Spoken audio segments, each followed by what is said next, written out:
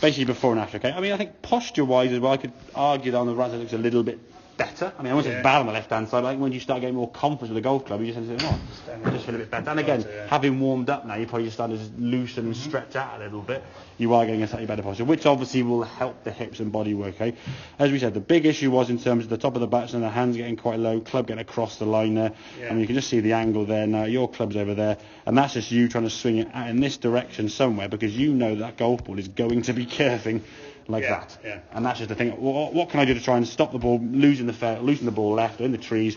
I'll just swing it out that direction. Exactly. The same as the guys who slice the ball, they swing it further that way. And we know it's the wrong thing to do, but just it's desperation. I mean, if the ball's going into trees 50 yards left, well, okay, I'll aim my feet 50 yards right, just swing out there somewhere and hope for the best. And then because of that, the club then comes back really, really high. So the sensations, we said, takeaway now looking really good. Higher hands, I mean, that top of that batch, and the comparison of those two, that is chalk and cheese. That, to be fair, I mean, I'm not going to blow smoke up, but that was like a very, very good position you see on TV. I mean, left arm is across your shoulders there nicely, okay? Club face now is nice sort of parallel, slightly open, which isn't a bad thing for you, because you can square the club face up very well. Generally a good posture maintained, hips turn nicely and sort of rotate in a good angle there, okay? As you come back to the golf ball here now, the club can come back down a bit more under your shoulders, there's less reach out.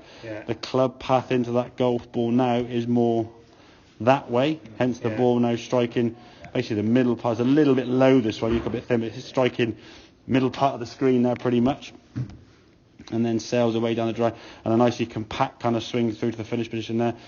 Ball just been hit pretty much down the fairway. Bullet straight, and you've hit now probably about 10 to 15 drives, which if you did every single one, I think you've had one blocky, cutty one. Okay, we're going to get maybe one bad one around the golf, and I think we just hope, for God's sake, that it's not on the hole that's going to cause a lot of problems. If it's down the, I don't know, first on the Mac or the ninth on the Mac, you're on the opposing fairway. So if it's on the third on the Mac, you've got the long second shot, okay?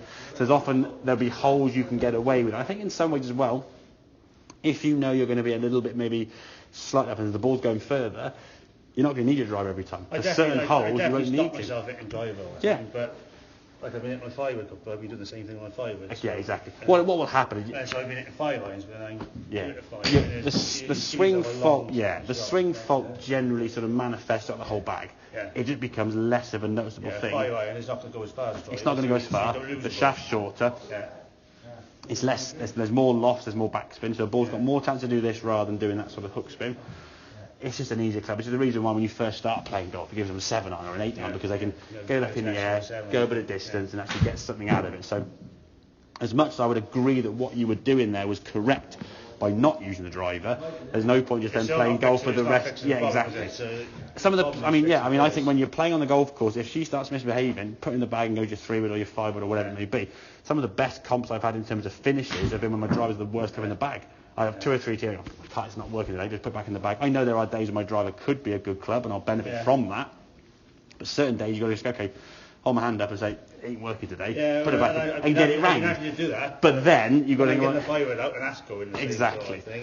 And then you've got to think, okay, well, it's going wrong today. I'll go and work on it and understand, okay, well, what's the fault? And what you'll probably find is then you'll find similar faults manifest the rest of your golfing life. You'll find this will be sort of like a fault you'll go back to maybe in 6 months' time or a year's time, whatever, and you'll keep creeping back into that, because old habits die hard. We make changes to our swing.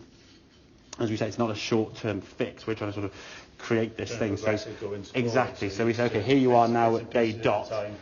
What would success look like to you in a year's time? So we say, okay, right, in a year's time, your handicap will be this, or your game will be at this level, so you can see kind of where you're going, rather than, well, fix it, and then 6 months later, you're back to hooking it again. And then maybe trying to do this, but then maybe doing something else, and other things sort of creeping in. If your feet start aiming further right, it's very hard to swing up here now, because then you're thinking, where am I going to go, kind of thing. So faults will creep back. It's having that ability and that understanding to know what your faults are in a sort of similarish kind of way. I suffer with hay fever really bad.